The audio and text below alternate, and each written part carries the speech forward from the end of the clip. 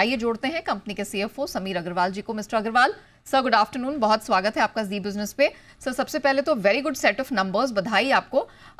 क्या driving factors रहे हैं सर? सेल्स ग्रोथ में 18% की जंप दिखी है क्वार्टर में, एबिट आपका 76% वाई बढ़ा है। किन कारणों से आई है ये growth sir? Thank you Neha ji.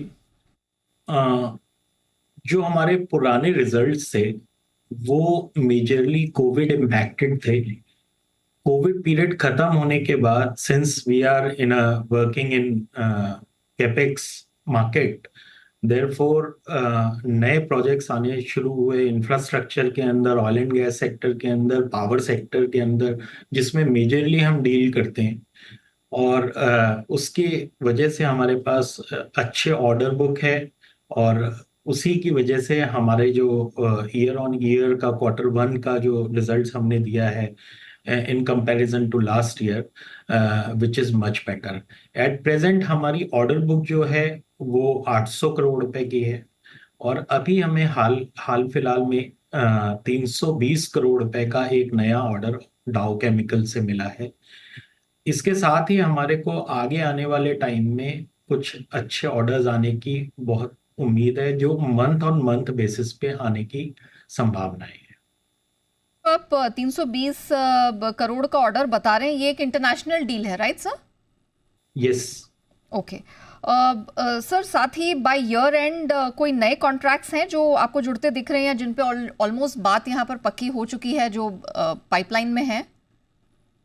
So ma'am, आने वाले टाइम में हमारे बहुत सारे ऑर्डर्स हैं जिसमें हमने बिड कर रखा है और पाइपलाइन में है। आने वाले टाइम में हमारे पास बहुत हेल्दी ऑर्डर बुक होने वाली है। जैसा कि आप जानते हैं कि हम गुजरात कच्छ में एक नया फैसिलिटी लगा रहे हैं जो अप्रोक्सीमेटली 50 एकड़ लैंड पे है। जी। और उस कंपनी को का हमने फर्स्ट फेज का ऑपरेशन 30 अप्रैल को स्टार्ट कर दिया था, हम्म। और उसका सेकेंड फेज है वो हम 1 अक्टूबर से रोल आउट करने जा रहे हैं। ओके। आने वाले टाइम के अंदर, क्योंकि हम हैवी मेटल में डील करते हैं, हमारे लिए लॉजिस्टिक्स कॉस्ट बहुत इंपॉर्टेंट है। सिंस ये फैसिलिटी पोर्ट के बहुत नज़दीक है, हम्म। और हम 50% इम्पोर्ट करते हैं अपना raw material, and 50% of our revenue जो है हम्म। वो एक्सपोर्ट से आता है। हम्म।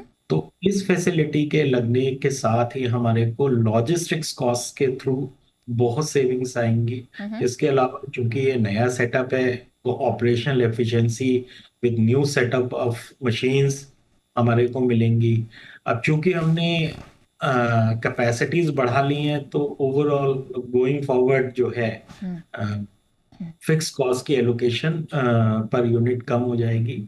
आने वाले टाइम में जो हमारे बॉटम लाइन को भी सपोर्ट करेगी और अच्छे रिजल्ट्स प्रोड्यूस करेगी। सर ये जो आप गुजरात की फैसिलिटी, अंजर फैसिलिटी की बात कर रहे हैं, इसकी कैपेसिटी आप कितने टन से बढ़ा रहे हैं सर?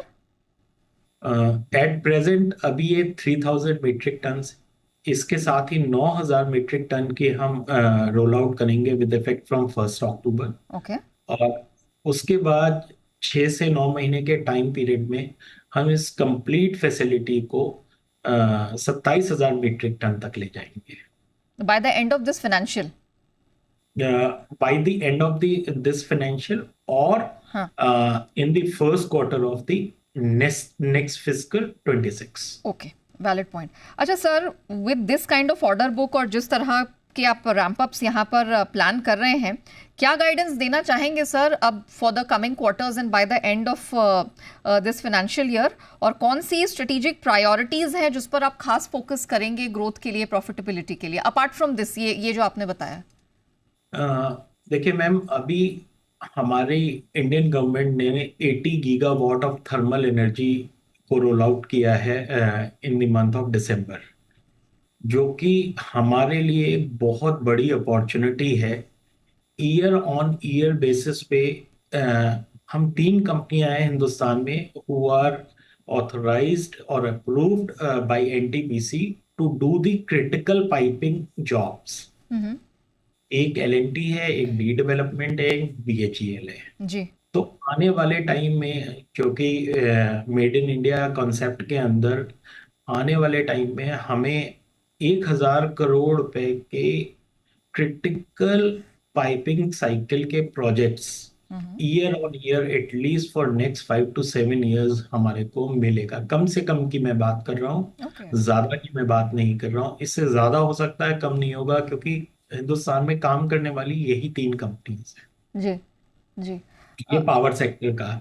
इसके अलावा हमने अपने पायलट प्लांट ऑपरेशंस भी शुरू किए हैं। उसके अंदर भी, चूंकि इंडिया इस टाइम मैन्युफैक्चरिंग हब की तरफ प्रोसीड कर रहा है, तो नई नई research and developments oil and gas sector में, केमिकल सेक्टर में, फार्मास्यूटिकल सेक्टर्स में हो रही है, जहाँ पे हमारे ये पायलट प्लांट्स बहुत ज़्यादा यूज में आएंगे।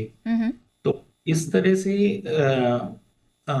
As far as our total growth strategy is concern, हमारा जो बेसिक वर्क है, जिसे हम प्रोसेस पाइपिंग सॉल्यूशंस कहते हैं, हम उसके चारों अराउंड जो भी संभावनाएं हैं उनको हम ले करके आगे बढ़ रहे हैं। और आने वाला टाइम जो कि कैपिटल साइकिल ऑन है, जो नेक्स्ट 10 years तक मुझे नहीं लगता कि किसी भी तरह की हमारे पास ऑर्डर्स की कमी होगी। और ये अगले 10 साल हमारे लिए ये सुनहरे साल होंगे हमारी पर्टिकुलर। अग्रवाल सर, आपने ब्रेक पर जाने से पहले मेंशन किया था कि अभी आपकी कंपनी का एक्सपोर्ट और डोमेस्टिक मिक्स 50-50 का है, तो आगे जाके इस मिक्स में कुछ बदलाव दिखेगा? क्या प्लान है सर गोइंग फॉरवर्ड? मैम देखिए, दोनों तरफ से हमारे को ऑर्डर्स आएंगे। एक्सपोर्ट के भी ऑर्डर्स रहेंगे और डोमेस्टिक भी ऑर्डर्स रहेंगे, क्योंकि इस टाइम जो कैपेक्स है वो अक्रॉस द ग्लोब चल रहा है, it's not only India.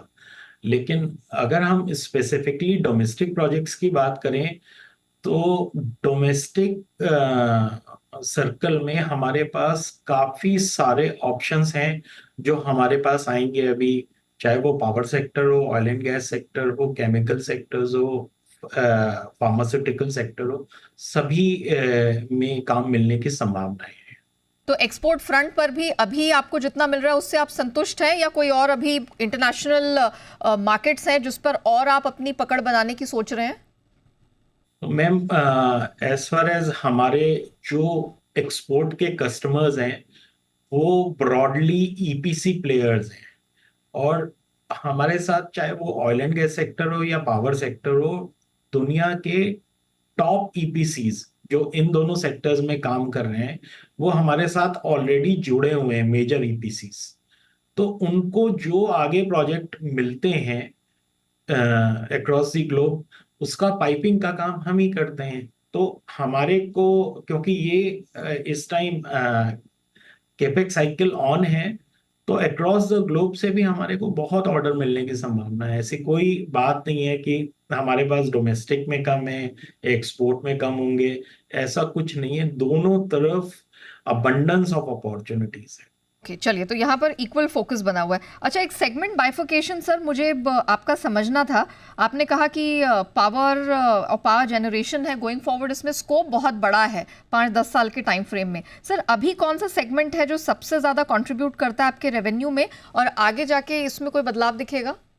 Ma'am, अभी जो हमारा मेन फोकस है बिजनेस जो है वो प्रोसेस पाइपिंग सॉल्यूशंस है। हमारे पास 2 पावर प्लांट्स हैं जो बायोमास बेस्ड हैं, पंजाब में लगे हुए हैं। उसमें हम पावर जनरेट करते हैं और वो सारी की सारी पावर हम पंजाब सरकार को बेचते हैं। हमारे लॉन्ग टर्म पीपीएस बने हुए हैं। उस बिजनेस को हम किसी भी तरह से और फर्दर एक्सपैंड नहीं करना चाहते हैं। और एक हमारा सर आई थिंक आप मेरा सवाल नहीं समझे। मैंने पूछा आपका सेगमेंट बाइफिकेशन, जैसे ऑयल एंड गैस है, पावर जनरेशन है, प्रोसेस इंडस्ट्रीज है। मैं ये समझना चाह रही थी कि रेवेन्यू में किस सेगमेंट का अभी सबसे ज्यादा योगदान है, और आगे जाके कोई ऐसा सेक्टर है जिस पर खास अलग से फोकस होगा? नहीं, हमारा टोटल फोकस आज भी प्रोसेस पाइपिंग सॉल्यूशंस पे है। हमारा फोकस नहीं चेंज होगा। ओके। और हम इसी पे फोकस करते रहेंगे। Alright, thank you so much sir हमारे साथ जुड़ने के लिए, और कंपनी की विस्तार योजनाओं के बारे में और प्रोस्पेक्ट्स के बारे में हमसे बात करने के लिए आपका बहुत बहुत धन्यवाद।